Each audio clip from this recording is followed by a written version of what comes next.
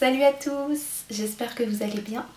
Aujourd'hui je vais vous parler de 5 objets écolos que j'ai dans ma cuisine et que j'utilise au quotidien. Ce sont des objets qui m'ont économisé beaucoup d'argent, de temps et d'énergie et j'aimerais les partager avec vous.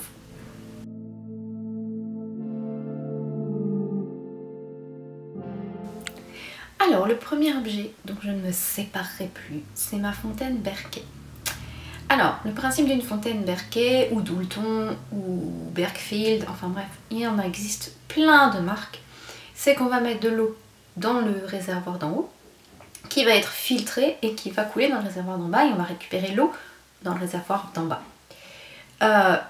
Beaucoup pourraient me dire, c'est pas écolo de filtrer l'eau du robinet est potable. Alors, il faut savoir que j'habite dans une région où l'eau est extrêmement calcaire. Elle a un goût extrêmement fort de chlore et de calcaire. Elle est imbuvable. Clairement, soyons honnêtes, elle est totalement imbuvable, donc il faut la filtrer. Quand je me suis installée, une des premières choses que ma mère m'a offert, c'était une carafe filtrante. Vous savez, les carafes en plastique avec les cartouches filtrantes en plastique. Pendant des années, on a utilisé ça. Très rapidement, on est passé aux cartouches rechargeables, donc on ouvrait la cartouche, on vidait le filtre, on remettait un filtre à l'intérieur. Mais ça restait du plastique et au bout de quelques années, le plastique ça fatigue, on a de plus en plus de mal à le laver. Et j'aimais pas l'idée de mettre mon eau dans du plastique, tout simplement. Je bois dans des verres en verre, je mets l'eau dans des carafes en verre, donc une carafe en plastique, ça ne me plaisait pas. Après, je suis passée donc au filtre bain chautant, là,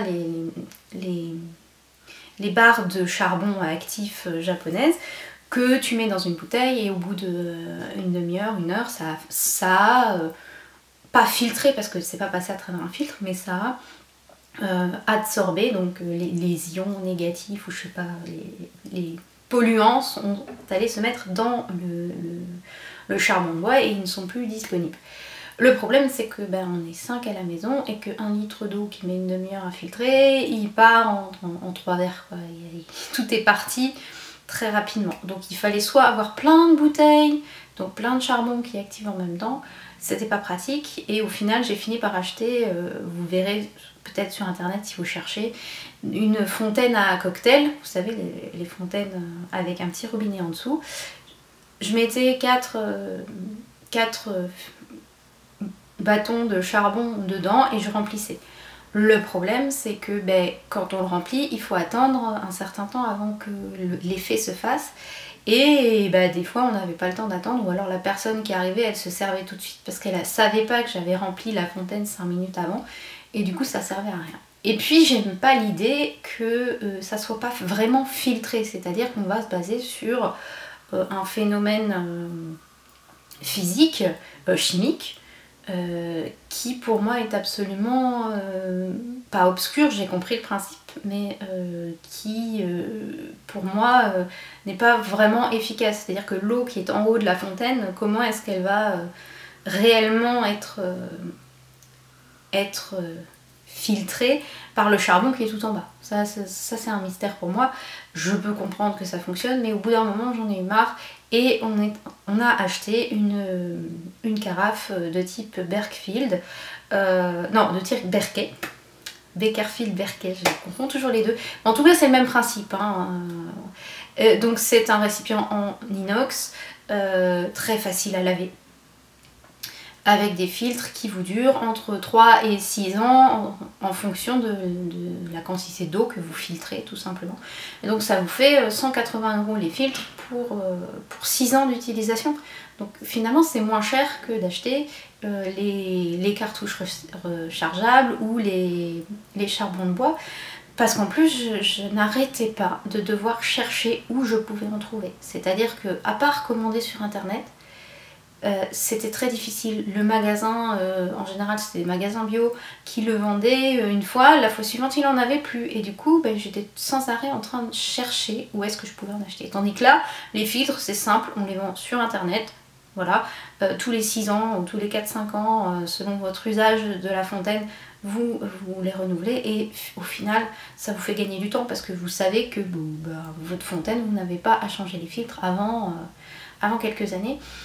Et franchement c'est très cher au début parce que vous achetez le récipient et que le récipient il est en inox, il est façonné, monts et merveilles, hein. C'est juste deux pots d'inox l'un sur l'autre. Et effectivement il est cher, mais moi je pense que ça vaut vraiment le coup. Maintenant, si vous n'avez pas les moyens d'acheter le récipient en inox, vous pouvez tout à fait le fabriquer vous-même et n'acheter que les filtres. Vous trouverez sur internet, peut-être que je trouverai pour vous, puis je vous mettrai des liens dans la description, pour fabriquer vous-même votre fontaine de type Berkey, Berkfield, Doulton, avec des objets du quotidien ou de récup, et ça vous coûtera nettement moins cher. Mais en tout cas, cette fontaine, je ne m'en passerai plus parce que c'est hyper pratique, hyper efficace, et ça filtre l'eau très rapidement. Vraiment, et on est sûr qu'elle est filtrée.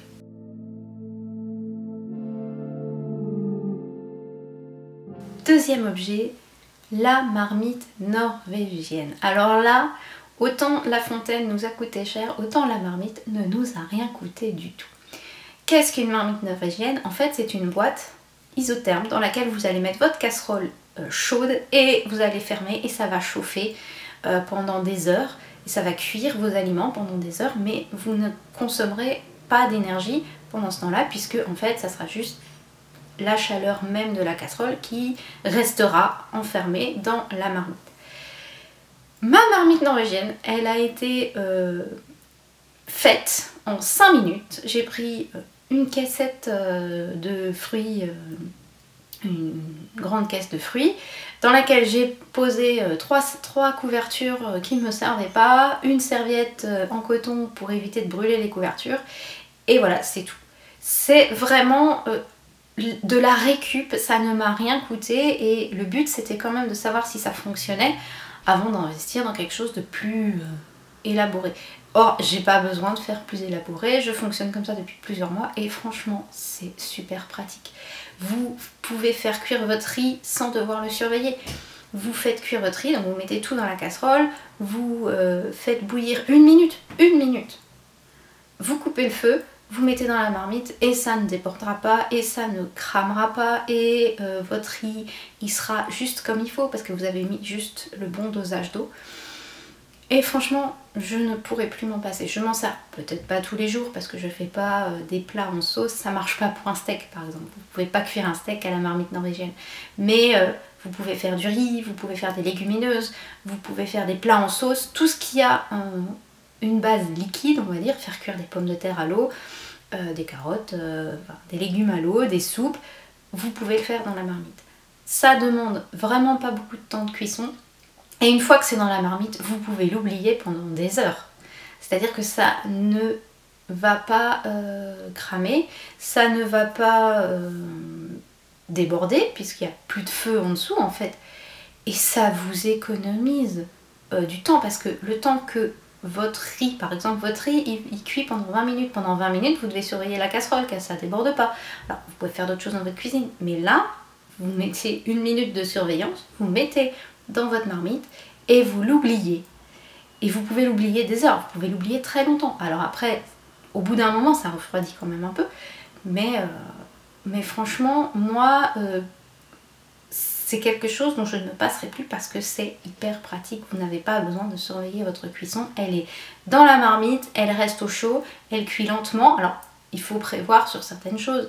Les légumineuses, par exemple, bon, vous faites bouillir vos légumineuses, vous les mettez dedans, au lieu de 40 minutes de cuisson, vous allez avoir 1h30. Donc ça va être plus long, donc il faut prévoir un peu plus en avance, surtout si vous faites des plats un peu élaborés.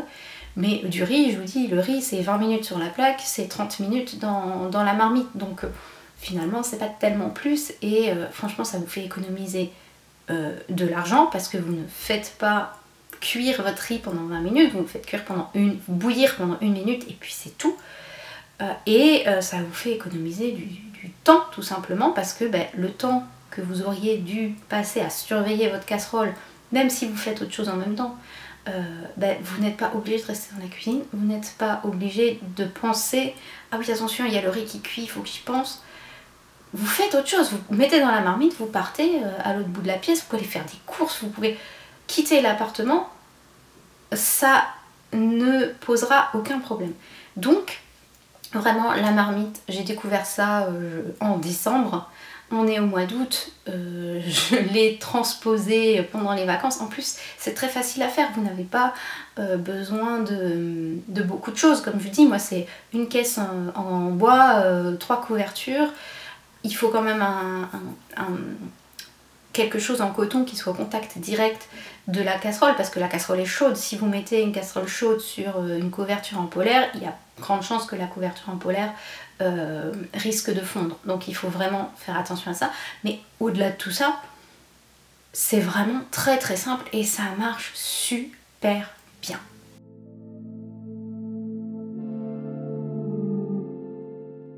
Le troisième objet que j'ai dans ma cuisine et dont je ne me passerai plus, mais alors là vraiment, c'est-à-dire que si je dois me séparer de mon mari, c'est moi qui garde cet objet-là. Il n'y a aucune discussion, même si lui il va essayer de se battre pour l'avoir.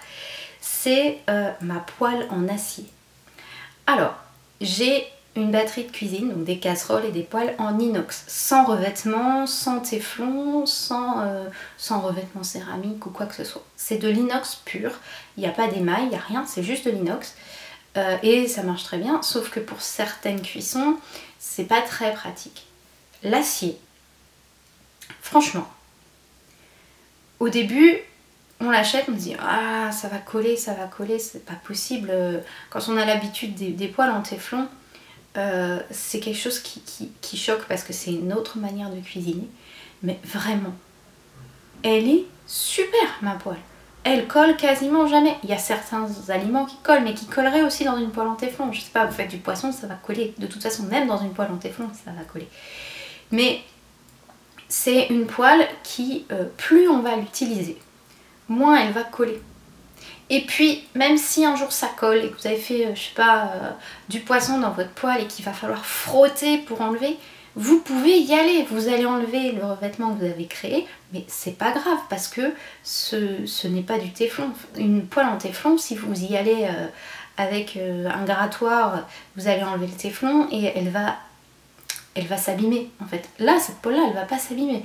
Clairement, vous frottez à fond avec une éponge en acier et vous enlevez tout, bah, c'est pas grave parce que derrière vous allez refaire ce qu'on appelle du culottage, c'est-à-dire qu'on va mettre une couche d'huile, on va la faire cramer, vraiment, vous faites cramer l'huile, ça fume, ça déclenche le détecteur de fumée. Moi à chaque fois ça me fait le coup, c'est-à-dire qu'il y a de la fumée partout, le détecteur de fumée se déclenche, mais c'est normal, c'est parce qu'on va créer une couche anti-adhérente nous-mêmes, grâce à cette huile qui aura brûlé et qui va former une couche anti-adhérente sur la poêle. La poêle en acier, c'est très particulier, c'est-à-dire que vous ne pouvez pas retourner tout de suite, il faut attendre qu'il y ait ce qu'on appelle la réaction de Maillard qui se fait, c'est-à-dire que les protéines qui sont dans la viande, dans l'œuf, dans ce que vous faites cuire, et commencer à caraméliser, et là ça va se détacher tout seul de la poêle. Si vous attendez pas, si votre poêle n'est pas assez chaude, si vous êtes un peu trop pressé, ça va forcément coller. Donc c'est vraiment une habitude à prendre. Mais honnêtement, cette poêle en acier, j'en ai qu'une. Et franchement, je suis amoureuse d'elle. Et l'avantage, voyez-vous, c'est que si jamais je dois me battre avec mon mari pour conserver la poêle le jour où il décide de partir, ou moi je décide de partir, eh bien je peux l'assommer avec, parce qu'une poêle en acier, c'est super lourd. Vous voyez, dans les dessins animés, quand les gens poursuivent les méchants avec une poêle, je pense que c'est avec ce genre de poêle-là, parce que c'est extrêmement lourd. Vous prenez un coup de ça sur la tête, vous tombez dans les pommes, hein. Donc je ne vous conseille pas évidemment de le faire, mais c'est une poêle qui est très très lourde, qui est très qualitative, et au final ça coûte le même prix qu'une poêle en téflon de marque. C'est-à-dire que votre poêle, là moi je l'ai depuis des années, je peux la garder encore 20 ans. Une poêle en téflon, tu la gardes pas 20 ans et c'est le même prix, donc franchement c'est beaucoup d'économie. Et puis au pire, si j'ai fait accrocher des trucs dedans, ce qui arrive toujours un petit peu de temps en temps, eh bien je frotte bien, j'enlève tout et je reculotte, je reculotte ma poêle et il n'y a pas de souci. Franchement, c'est les poêles en acier, c'est le rêve. Alors le seul inconvénient de ces poêles là, c'est que vous ne pouvez pas, ou alors il faut vraiment tenter la chance, faire de plats en sauce dedans. C'est-à-dire que ça va être réservé aux omelettes, aux steaks, aux crêpes. Magnifique, vous faites des crêpes géniales avec les poêles en acier. Le poisson éventuellement, même si ça accroche un peu. Les nuggets, les légumes, les champignons, ça cuit super bien. Les légumes, s'ils ne rentrent pas trop d'eau, vous pouvez faire une poêlée de légumes grillés par exemple. Mais à partir du moment où vous mettez de la crème, de la sauce, il vaut mieux repasser sur des poêles en inox. Parce que la réaction de Maillard ne va pas se faire et ça risque un peu d'abîmer votre poêle. Abîmer, c'est-à-dire que vous allez devoir derrière refaire le revêtement, mais elle tient. Voilà, c'est juste qu'elle n'est pas adaptée aux plats en sauce. C'est vraiment plus pour des plats grillés. Mais c'est une tuerie. Franchement, si vous n'avez jamais essayé les poêles en acier, ça coûte pas beaucoup plus cher qu'une poêle en téflon de marque. Et vous économisez. Enfin, franchement, une fois que vous avez appris à l'utiliser, c'est le rêve.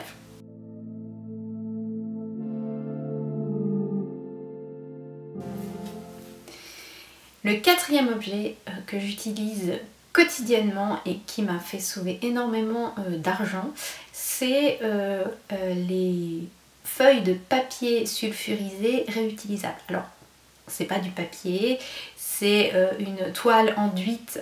Alors, ça va être ironique parce que je viens de dire que je ne voulais plus de téflon et la toile est enduite de téflon.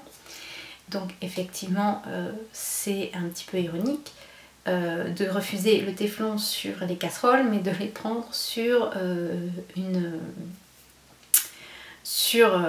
quelque chose qui va dans le four. Quand on fait la cuisson au four, souvent les cookies, les gâteaux, on fait ça sur des plaques de papier sulfurisé. C'est jetable, alors on peut le réutiliser une ou deux fois s'il n'est pas trop abîmé, mais ça reste quelque chose de jetable.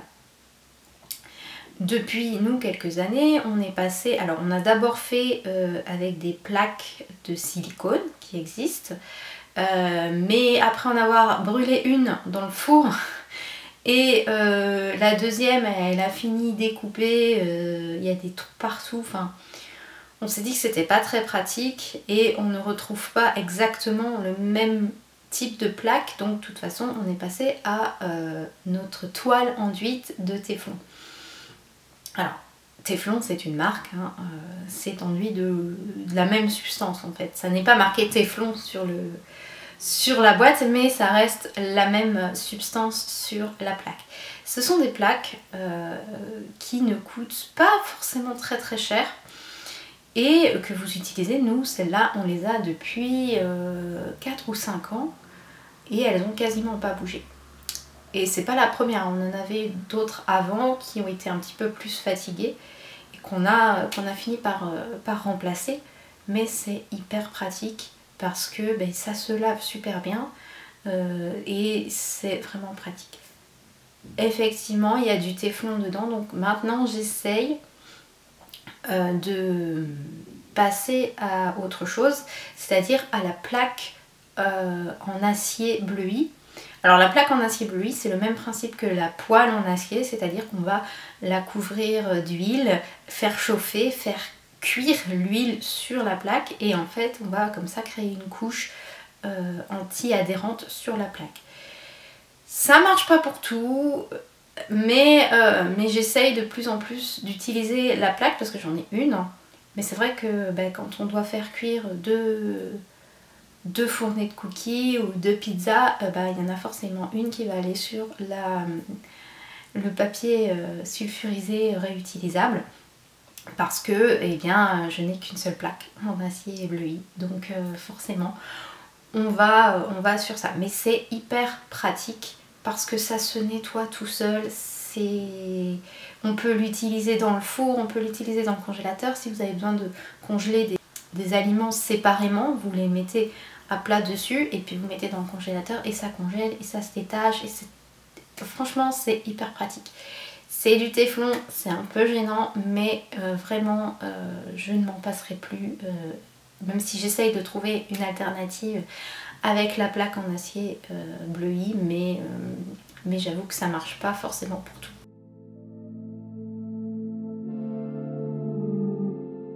Alors, le cinquième et dernier objet que j'utilise dans ma cuisine et dont je ne me passerai plus, c'est ce que je vais appeler un pousse-mousse à vaisselle. C'est-à-dire c'est un distributeur de liquide vaisselle qui va transformer le liquide vaisselle en mousse. C'est-à-dire que vous n'allez pas avoir du gel sur votre éponge, vous allez directement avoir de la mousse. Et l'avantage, c'est que ça consomme beaucoup moins de liquide vaisselle parce que le fait de rajouter de l'air dans le liquide vaisselle, donc de créer de la mousse, bah, ça va vous en mettre moins sur votre éponge. Et la deuxième chose, c'est que pour que ça fonctionne correctement, il faut que votre liquide vaisselle ne soit pas trop épais. Donc il va falloir le diluer. Donc en gros, vous économisez 2 fois. Vous diluez une part d'eau, une part de liquide vaisselle. Forcément, au lieu d'avoir 1 litre, vous allez consommer un demi-litre de liquide vaisselle. Et vous allez en consommer moins parce que la mousse qui va vous être donnée va être formée avec moins de liquide que si ça avait été juste un distributeur qui vous donne du gel.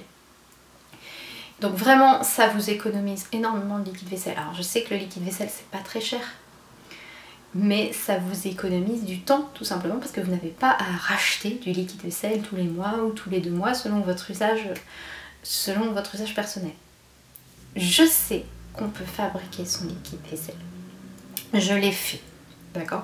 Mais il faut savoir que mon mari, il y a une barrière psychologique qui n'arrive pas, et ça fait des années, hein, quand je dis des années, c'est plus d'une dizaine d'années, qui a cette barrière psychologique du si ça ne mousse pas, ça ne lave pas. Il le sait, il a déjà fait de la vaisselle avec des cristaux de soude, il sait que ça lave, mais dans sa tête, ça ne peut pas laver.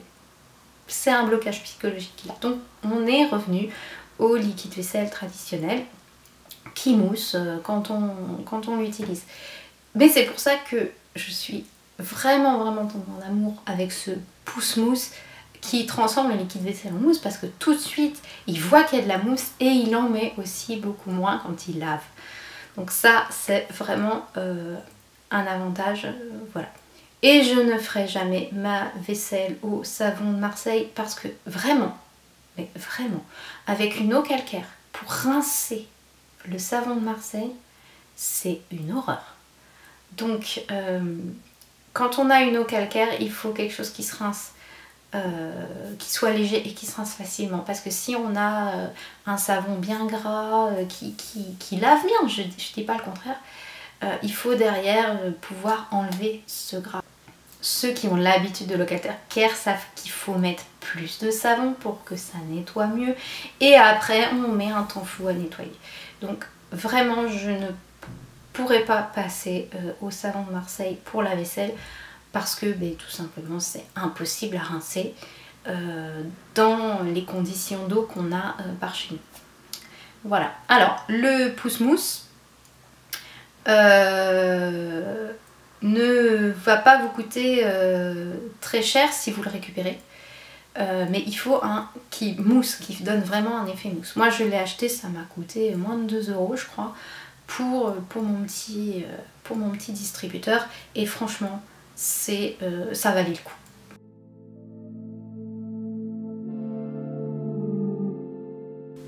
C'était donc les 5 objets que j'utilise quasiment quotidiennement dans ma cuisine et qui m'ont fait économiser du temps et de l'argent. Alors bien sûr j'en ai d'autres, hein, mais il fallait faire une sélection. Voilà, n'hésitez pas à me dire si vous-même vous les utilisez ou vous envisagez de les utiliser. Et si vous avez d'autres objets qui peuvent être à la fois écologiques, économiques et qui pourraient me faciliter la vie dans ma cuisine, n'hésitez pas à m'en faire part dans les commentaires pour que je découvre des choses comme je vous ai peut-être fait découvrir certaines choses aujourd'hui. Voilà, au revoir et à bientôt!